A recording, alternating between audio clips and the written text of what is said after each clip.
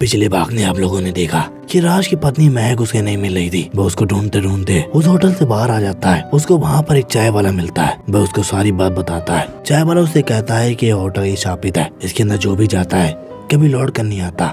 लेकिन राज वो सब बातें नहीं मानता है। वह अपनी पत्नी को बचाना चाहता था। वह जैसे ही वह दोबारा उस होटल के अंदर जाने की सोचता है, जैसे ही पीछे मुड़ता है वह होटल और भी डरावना हो गया था। अब आगे राज जब उस होटल के अंदर जाता है तो उसके सामने एक बहुत ही खूबसूरत औरत दिखाई देती है। उस औरत की पतली कमर, बड़ी बड़ी आंखें राज को अपनी तरफ आकर्षित कर रही थी। क्या हुआ? अपनी पत्नी को ढूंढ रहे हो? लेकिन वो तो चली गई। वैसे जाने दो उसे, मैं हूँ ना तुम्हारे पास। आओ मेरे साथ चलो। मुझसे ऐसी एक खूबसूरत के साथ जाने से कोई कैसे इनकार करता है? चलो चलो ना, चलो। कौन हो तुम? मैं तुम्हारे साथ नहीं जाऊंगा। पहले ये बताओ मेरी महक कहाँ है? कहाँ है मेरी महक? मैं तुम्हारी पत्नी का पता बता दूंगी। उसके पहले तुम्हें मेरी एक पहेली सुलझानी पड़ेगी। आसमान से ऊपर, पाताल से नीचे, हवाओं में कहीं अटकी है और उसकी जान मेरी एक अंगूठी में अटकी है। अगर तुम कल का सूरज निकलने से पहले इस पहेली का हल ढूंढ लेते हो तो तुम्हें तुम्हारी पत्नी मिल जाएगी, नहीं तो ये तुम कैसी बातें कर रही हो? कौन सी अंगूठी? मैं कुछ समझा नहीं। वह औरत राज की आंखों के सामने गायब हो गई। इसको देखने के बाद राज पूरी तरह से कांप उठता है और जोरों से होटल के बाहर भागता है। वह उसी चाय की दुकान के पास जाकर पहुंचता है।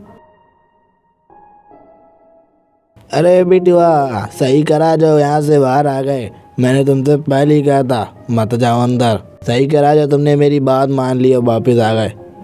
ये तुम क्या कह रहे हो? मैं अपनी महक को छोड़कर कहीं नहीं जाऊंगा। मैं उसको यहाँ से लेकर ही साथ में जाऊंगा। क्या तुम्हें इस पहेली का जवाब पता है? आसमान से ऊपर, पाताल से नीचे, हवाओं में अटकी है उसकी जान एक अंगूठी में।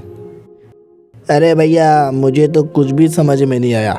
हाँ, इस पहेली का जवाब एक इंसान बता सकता है। यहाँ से थोड़ी दूर एक घना जंगल पड़ेगा। उस जंगल के बीचों बीच एक अघोरी बाबा साधना करते हैं। वो इस पहेली का हल बता सकते हैं। लेकिन तुम्हें शाम के 6 बजे से पहले जाना होगा, वरना वह मौन व्रत रख देते हैं। इतना कहते ही राज अघोरी बाबा को ढूंढते हुए जंगल में आ जाता है। लेकिन जब तक वो अघोरी बाबा के पास पहुंचता है बहुत देर हो चुकी थी। उस अघोरी बाबा ने मौन व्रत रख लिया था। वह अघोरी बाबा अपनी आंखें बंद कर कर मंत्र जाप कर रहा था। बाबा, मुझे पता है कि आपने मौन व्रत रख लिया है, लेकिन मैं बहुत मुसीबत में हूँ। मुझे इस पहेली का हल बताइए। आसमान से ऊपर, पाताल से नीचे, हवा में अटकी है उसकी जान एक अंगूठी में अटकी है। सुनते ही अघोरी बाबा अपनी आंखें खोलते हैं, राज को एक कागज का टुकड़ा देते हैं। 100 साल पुराना बरगद का पेड़, उससे भी पुराना तहखाना, उसके अंदर है ये खजाना। अंगूठी उसमें हीरे की, जिसके नीचे दवा है जहर पुराना। धन्यवाद बाबा जी, अब मैं चलता हूँ। राज उस बरगद के पेड़ को ढूंढते हुए डर के पीछे आ जाता है, पर वही बरगद का पेड़ होता है। फिर राज उसी बरगद के पेड़ के पास खुदाई करना शुरू कर देता है।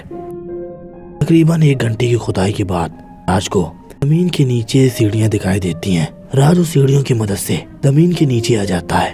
राज को वहाँ पर एक संदूक दिखता है। राज समझ जाता है वही खजाना है जो अघोरी बाबा ने बताया था।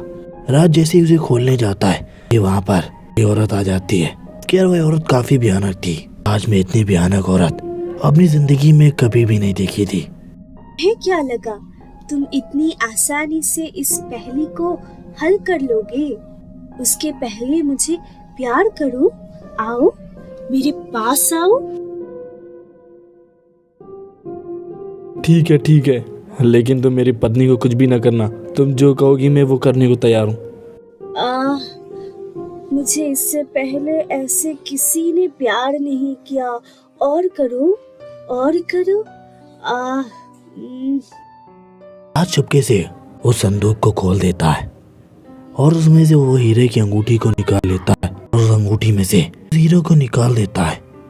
उस अंगूठी के अंदर से एक जहर निकलने लगता है। जैसे जैसे वो सारा जहर निकल जाता है, वही दूसरी तरफ चुड़ैल तुम्हें जलने लगती है। नहीं छोड़ूंगी, नहीं छोड़ूंगी। महक, कहाँ हो तुम महक?